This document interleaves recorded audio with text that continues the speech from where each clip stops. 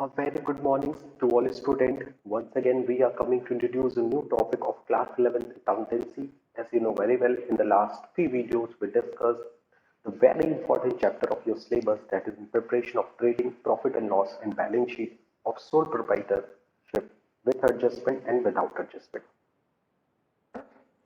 In the last video, we already discussed the some of the important short answer type questions which are related to the preparation of financial statement of sole proprietorship.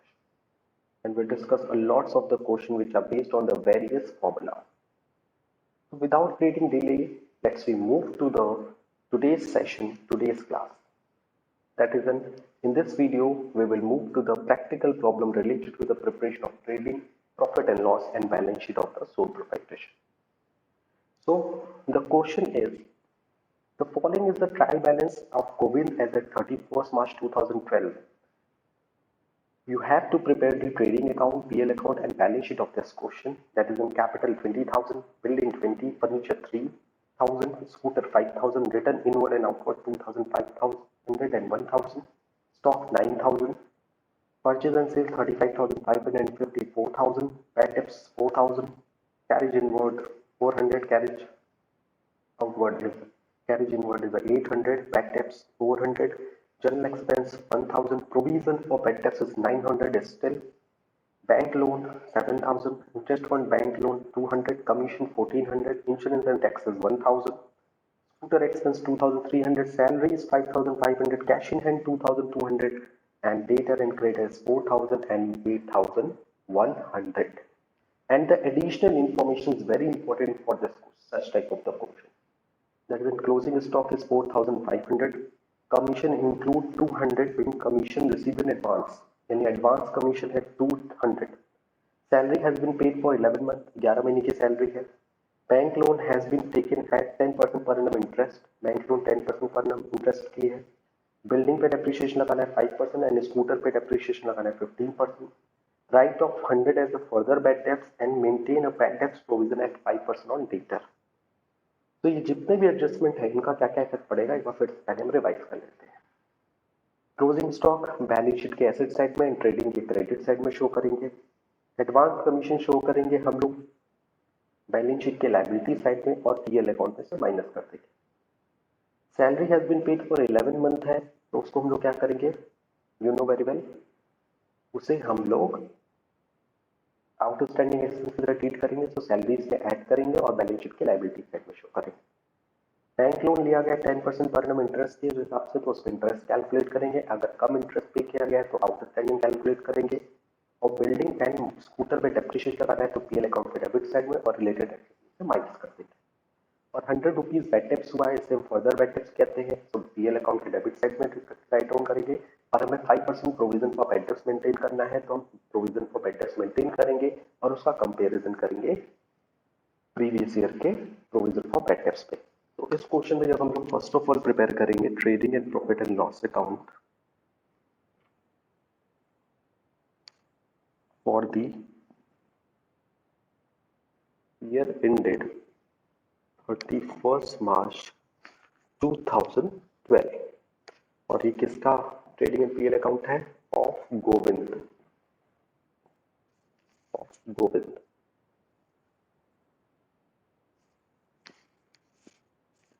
Format you know very well, particulars amount, first of all trading account को हम लोग start करते हैं और लिखते हैं opening stock. So opening stock of this question is 9,000, purchase will be a 35,500, और उसमें से रिटर्न है माइनस परचेज रिटर्न, जिसे हम रिटर्न इन आउटवर्ड कहते हैं 1,000, so net purchase will be 34,500, sales is 54,000, और उसमें से माइनस करेंगे sales return will be a 2,500, so your net sales will be a 51,500, and all the direct expense will be debited, direct expense को हम लोग क्या करेंगे, डेबिट करेंगे।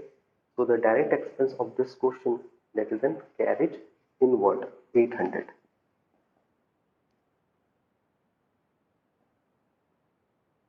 Okay, and बैलेंस एडजस्टमेंट में लिखा हुआ है क्लोजिंग स्टॉक, तो उसका दो इफेक्ट पड़ेगा, एक ट्रेडिंग के क्रेडिट में और एक बैलेंस शीट के एसेट्स। उसके बाद इसको क्या कर देंगे, ऐड कर देंगे। एंड ऐड करने के बाद we have to find out the gross profit 51,500, 55 and 56,000। 56,000 इधर भी आना चाहिए and remaining amount will be known as an 11,700। फिर उसे क्या करेंगे, ग्रॉस प्रॉफिट को हम पीएल अकाउंट में ट्रांसफर करेंगे, दैट इज एन 11,700। और यहां से हमारा स्टार्ट होगा इनडायरेक्ट एक्सपेंस। इनडायरेक्ट एक्सपेंस में अगर आप indirect expense as well as the adjustment, जैसे पहला इनडायरेक्ट एक्सपेंस अगर लाइन बाय लाइन अगर हम जाकर देखें तो first indirect expense will be a general expense 1,000।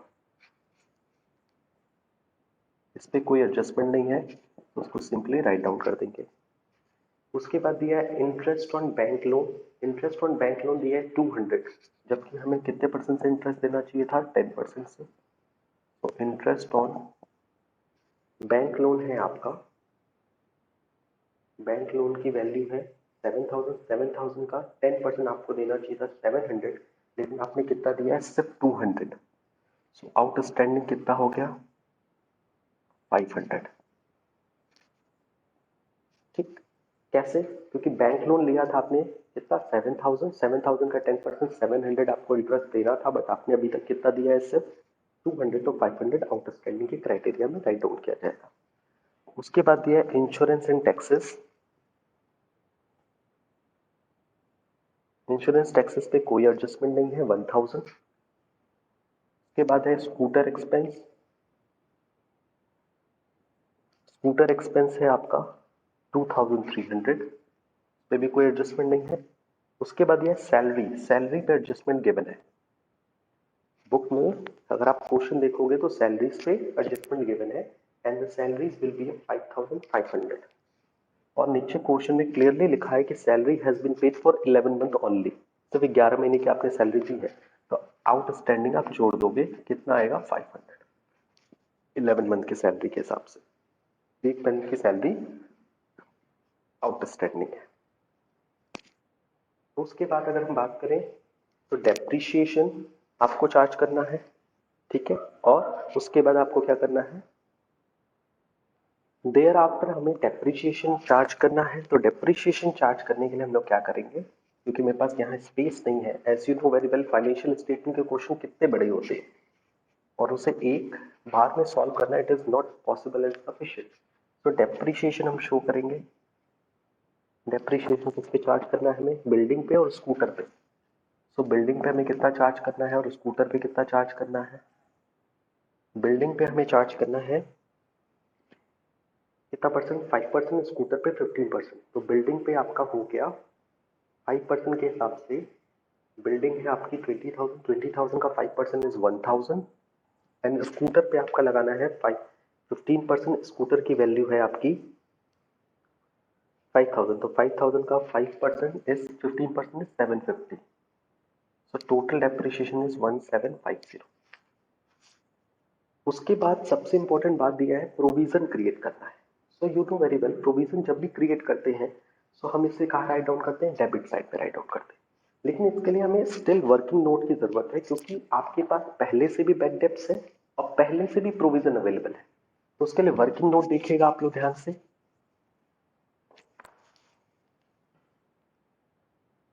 If we are talking about the working notes, so you can see that कि हमारे पास ओल्ड बैड डेब्ट्स कितना था पहले से, बैड डेब्ट्स था हमारे पास पहले से बैड डेब्ट्स था 400 और फर्दर बैड डेब्ट्स, नया बैड डेब्ट्स कितना हुआ था आपका according to the adjustment, that is an 100।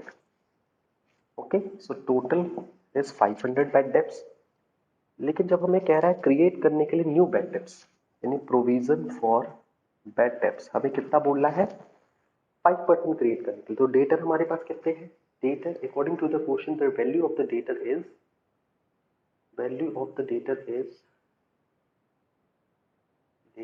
debtor is 4000. सो 4000 में हम सिर्फ माइनस क्या करते हैं, न्यू बैड डेब्ट्स, कितना आएगा 3900. इसका हमें कितना क्रिएट करना है, फर्दर बैड डेब्ट्स इज 5%. सो हमें न्यू बैड डेब्ट्स क्रिएट करना है 195. अगर हम टोटल की बात करें सो हमें कितने पैसे की जरूरत है, 695 रुपीज की जरूरत है, which will be shown in the debit side of the PL account. Exactly, यानी 500 पहले का, इसमें 400 पहले का बैड डेब्ट्स है, 100 रुपीज न्यू है तो 500 हो गया, और 3900 का डेटर स्टिल इन हैंड है after deducting the further bad debts. और हमें 3900 का कितना बैड डेब्ट्स क्रिएट करना है, 395. तो अगर हम इस बारे में बात करें, 5000 4000 में से 100 गया, 3900 का हमें प्रोविजन बनाना था 5%. तो 5% कितना आएगा, अभी वही निकाला हमने 195 यानी 695 का. पहले से हमारे पास प्रोविजन कितना अवेलेबल है, पहले से हमारे पास प्रोविजन अवेलेबल है 900 रुपीज का. तो आपके पास ओल्ड प्रोविजन और बैड डेब्ट्स है 900 का. तो आप खुद देख लो कि आपके पास पहले से ही प्रोविजन अवेलेबल है 900 का, और आपको स्टिल कितने की जरूरत है, 192 की, 692 की. तो आपके पास अभी भी ओल्ड प्रोविजन कितना बच गया है, ओल्ड प्रोविजन बच गया हमारे पास 205. तो इसे हम डेबिट में दिखाएंगे, क्रेडिट में दिखाएंगे, सर इसे हम क्रेडिट में दिखाएंगे. क्यों क्रेडिट में दिखाएंगे सर, क्योंकि हमारा ओल्ड प्रोविजन ज्यादा है, न्यू प्रोविजन, न्यू एक्टिविटीज कम है. सो इसे हम कहाँ शो करेंगे, in the credit side of the PL account, that is N provision for bad debts. अगर आपने वर्किंग नोट बाहर दिखाया है तो कोई जरूरत नहीं है, आप चाहे तो सेम वर्किंग नोट आप इनर कॉलम में भी शो कर सकते हैं. लेकिन ये डिसाइड करना कि डेबिट में दिखाना है क्रेडिट में दिखाना है, इसके लिए आपको पहले से वर्किंग नोट फॉलो करना पड़ेगा. अगर ये वैल्यू ज्यादा होती, ये कम होती, तो हम डेबिट साइड में शो करते.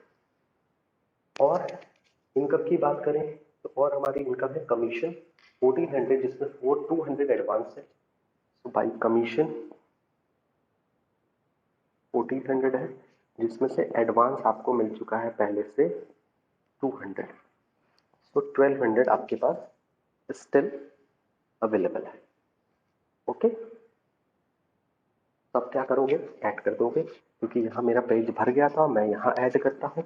और ऐड करने पे we find out the total of credit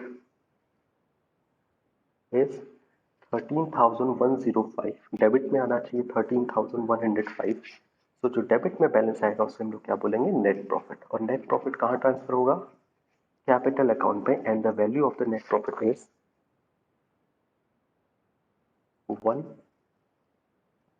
355.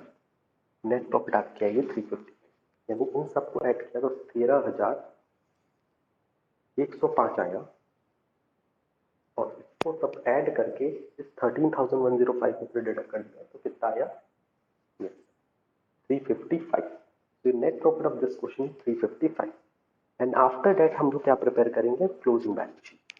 Okay, closing balance sheet बनाने के बाद हम लोग कुछ शॉर्ट आंसर टाइप क्वेश्चन पे भी मूव ऑन करेंगे. तो जो हम क्लोजिंग बैलेंस शीट बनाएंगे इस क्वेश्चन का, तो मुझे कई सारे वर्किंग नोट्स की जरूरत पड़ेगी.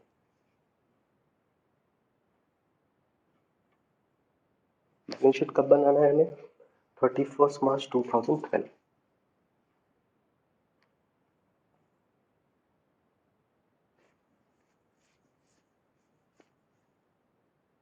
Liabilities amount, assets amount. सबसे पहले क्या राइट डाउन करते हैं हम लोग, capital. Capital according to the question is 20,000, जिसमें हम नेट प्रॉफिट को क्या करते हैं, ऐड करते हैं. And the net profit of this question is 355. So the closing capital is 20,355. And bank loan कितना लिया था आपने, 7,500 का इंटरेस्ट आउटस्टैंडिंग है. सो closing bank loan will be 7,500। ये सारी चीजें मैंने आपको पहले भी बताई हुई है कि अगर आउटस्टैंडिंग है तो लायबिलिटी में, प्रीपेड है तो एसेट्स में शो करते हैं। Creditor is 8,100। क्रेडिटर कितना लिखेंगे? 8,100 राइट डाउन करेंगे। और अगर आप यहाँ देखो तो सब जगह पे आउटस्टैंडिंग का कहीं ना कहीं क्रेडिट है। जैसे आउटस्टैंडिंग सैलरी है 500, outstanding salary will be 500 and ये है आपका डेप्रिसिएशन। तो उसे एसेट से माइनस करते हैं, आपको तो पता ही है। और लायबिलिटी साइड में और भी हाँ एक वैल्यू है कमीशन जो एडवांस है। एडजस्टमेंट अगर आप देखें तो सारी चीजें क्लियर हो जाएंगे। Advance commission is 200। तो ये हो गया लायबिलिटी साइड। एसेट साइड में बात करें तो सबसे पहले आता है कैश इन हैंड 2,200।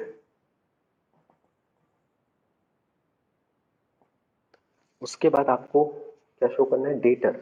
डेटर बनाते वक्त आपको थोड़ा ध्यान रखना है कि डेटर आपके पास कितना था? 4,000, जिसमें से 100 क्या हो गया था? Further bad debts. और प्रोविजन आपने क्रिएट किया है बैड डेब्ट्स के लिए, न्यू प्रोविजन ही माइनस होगा, न्यू बैड डेब्ट्स ही माइनस होगा, न्यू प्रोविजन ही माइनस होगा। ओल्ड प्रोविजन और ओल्ड बैड डेब्ट्स माइनस नहीं होगा। ओके, तो ओल्ड प्रोविजन कितना है? न्यू प्रोविजन 100 और new provision for bad debts कितना है? 195। सो क्लोजिंग डेटर विल बी 3,705। उसके बाद बात करें क्लोजिंग स्टॉक 4,500 और depreciation. Closing stock furniture and इस पे डेप्रिसिएशन लगा था। फर्नीचर पे डेप्रिसिएशन, फर्नीचर अवेलेबल है 3,000 का, उस पे डेप्रिसिएशन नहीं लगाना है। क्लोजिंग स्टॉक था आपका 4,500 एंड उसके बाद बचा बिल्डिंग और स्कूटर। अब नीचे वालों की जरूरत नहीं है तो उसको रख कर देते हैं हम लोग।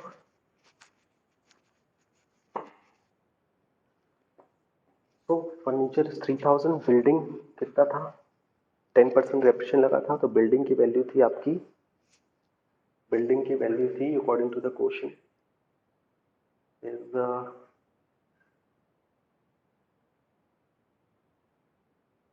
20,000। 1,000 डेप्रिसिएशन लगा तो बचा 19,000 और ये वैल्यू थी आपकी 5,000 जिस पे 15% डेप्रिसिएशन लगा तो 750। सो क्लोजिंग स्कूटर विल बी 4,250। और कोई वैल्यू बची नहीं, आप इसको ऐड कर लो और ऐड करोगे so we find out the total of the balance sheet is 36,655। 36,655 और ये आपका क्वेश्चन हो गया कंप्लीट। आपने पहले ट्रेडिंग पीएल बनाया, फिर profit and loss trading account बनाया, ग्रॉस प्रॉफिट निकाला, पीएल अकाउंट से नेट प्रॉफिट निकाला, फिर आपने बैलेंस शीट बनाई। So you can see that हम लोगों ने काफी मेहनत की इस क्वेश्चन पे। Okay, so please watch this videos very carefully and please solve all the questions in your copy properly. Now we are moving to the some of the important short answer type question. Okay, so let's move to the next question. कितना किया आपने?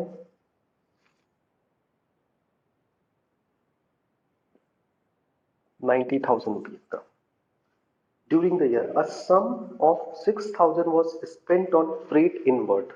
Freight inward पे खर्च किया. So आपका freight हो गया कितना? 66,000. Third information. At the end of the year, the cost of goods still unsold was 15,000. यानी क्लोजिंग स्टॉक आपका दे रहा है कितना? 50,000 एंड ब्रैकेट में दिया है रियलाइजेबल वैल्यू कितना दिया है? Realisable value 12,000. Sales during the year 1,20,000. Okay, and you have to find out the gross profit of this question. So this question is basically depend on the cost concept. और cost concept में आपने क्या पढ़ा है? Cost concept में हमने पढ़ा है कि closing stock is valued. याद रखिए मैंने आपको बताया था कि according to cost concept of accounting हमने पढ़ा था कि closing stock is valued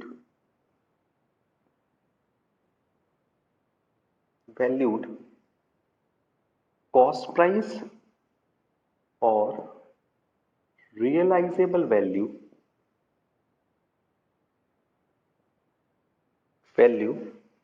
whichever is less, दोनों में से जो कम हो।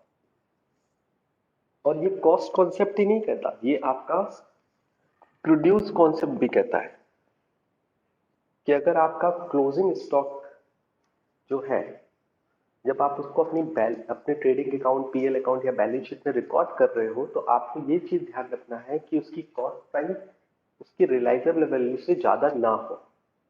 रियलाइजेबल वैल्यू ज्यादा है, इग्नोर इट, बट अगर कम है तो उस पर आपको ध्यान नहीं रखना है, आपको तब कम वैल्यू को ध्यान में रखना है। तो अगर जब हम आपको पता है कि ग्रॉस प्रॉफिट का बेसिकली फॉर्मूला क्या होता है, फॉर्मूला होता है sales minus cost of goods sold. और कॉस्ट ऑफ गुड्स सोल्ड हम कैसे निकालते हैं?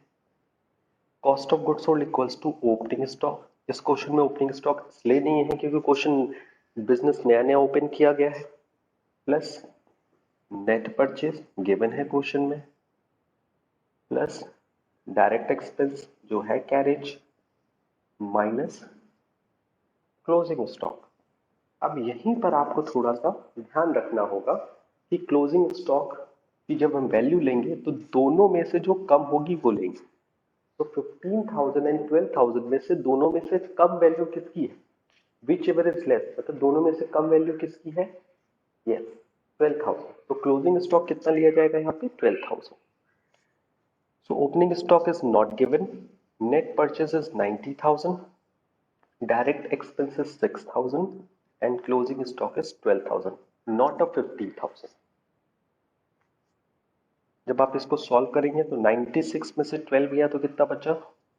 ये बचा 84,000, बिकॉज 6 में से 12 माइनस कर दो तो -6 हो जाएगा, -6 सीधे कर दो 80। So your cost of goods sold is 84,000 and the gross profit equals to sales is 1,20,000 and cost of goods sold is 84,000, so your gross profit will be the 0,006 and that is a 36,000. So your gross profit will be a 36,000. So please kindly note this question in your copy properly. Now we are moving to the next question which are related to the short answer type question. Question number 2, which are related to this topic, that is in rent paid on 1st October 2009. Rent paid on 1st October 2009 for 1 year, rupees 2,400, as well as rent paid on 1st October 2010, rent paid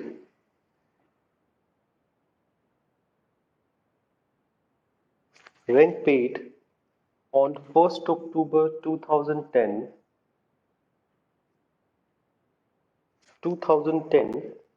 for 1 year, rupees 3,200, and the in question is rent shown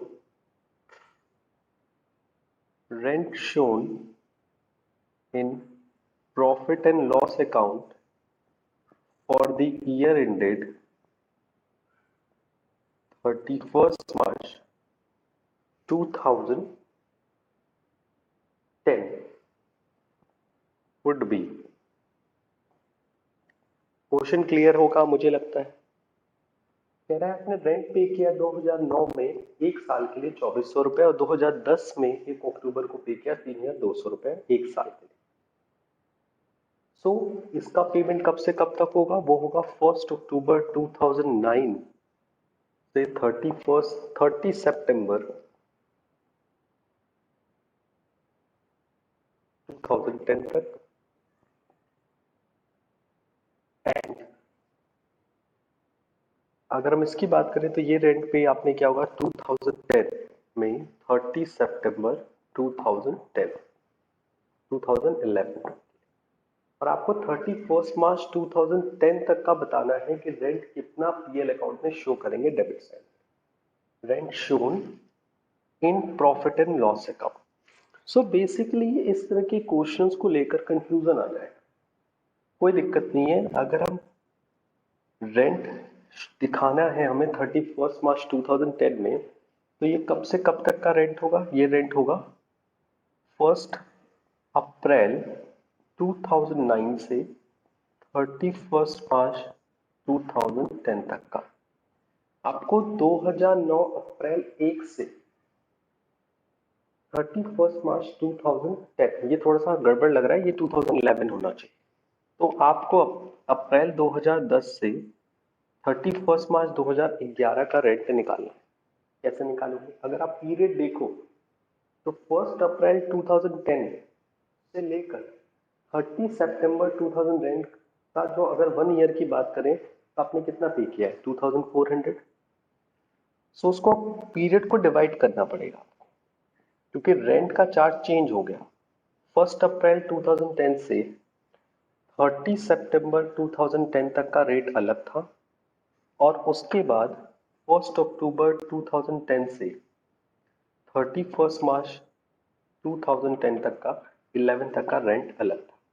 अप्रैल, मई, जून, जुलाई, अगस्त, सितंबर, यानी 6 महीने का rent अलग था और 6 महीने का rent अलग था। अलग क्यों था? क्योंकि आपने अलग अलग पे किया और अलग अमाउंट पे किया। तो आप ये नहीं कह सकते कि रेंट पर मंथ सेम है। तो फर्स्ट ईयर का जो आपने रेंट पे किया है 2400 रुपए पे किया है, तो इस साल का अगर आप एनुअली रेंट निकालो, मंथली रेंट निकालो, तो कितना आएगा? क्या आएगा? 200 रुपीज मंथली रेंट। और इसका निकालो तो कितना आएगा? ये आएगा आपका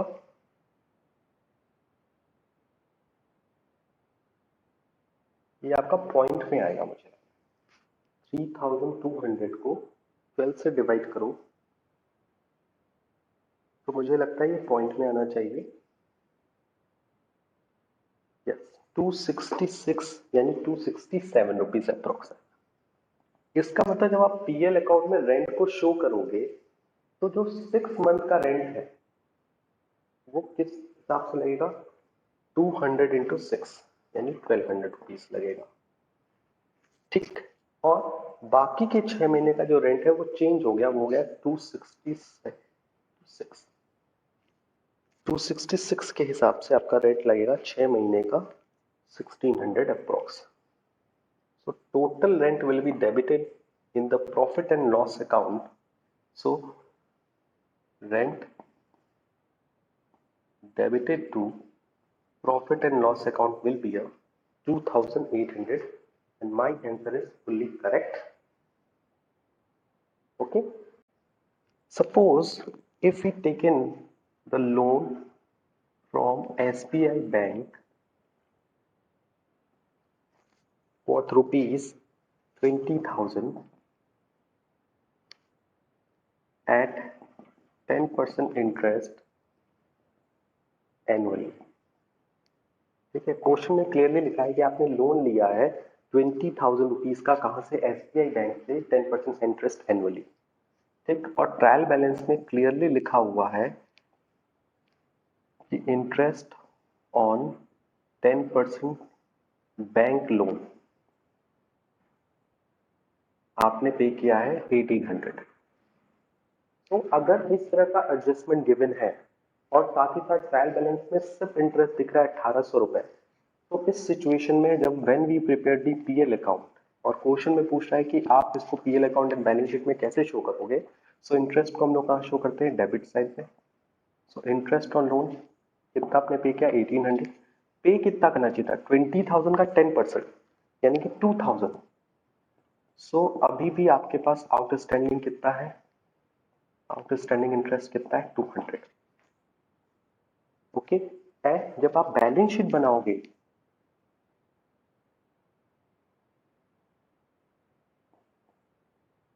प्रिपेयर करोगे, सो बैंक लोन जो लिया है आपने, loan from SBI, loan from SBI कितना लिया है 20,000, और उसमें भी आप आउटस्टैंडिंग इंटरेस्ट को शो करोगे 2000, क्योंकि अब आपका लोन बढ़कर कितना हो जाएगा 20,200। यानी हर एडजस्टमेंट आपने देखा दो जगह इफेक्ट पड़ा। इस 200 का पहला आपने क्या किया, इंटरेस्ट में ऐड किया under PL account, and secondary आपने इस आउटस्टैंडिंग इंटरेस्ट को बैलेंस शीट के लायबिलिटी साइड में शो किया। So in today's video, firstly we prepared the trading account, PL account and balance sheet. Thereafter the we solved these miscellaneous short answer type questions, and I hope today we cleared all the topics and all the important practical problem related to this chapter very easily. So in the next video we will move to the next chapter of your accountancy class 11th. तो आज के लिए इतना ही। Thank you and thanks a lot and take care and please give your best because practice makes a man perfect. Okay.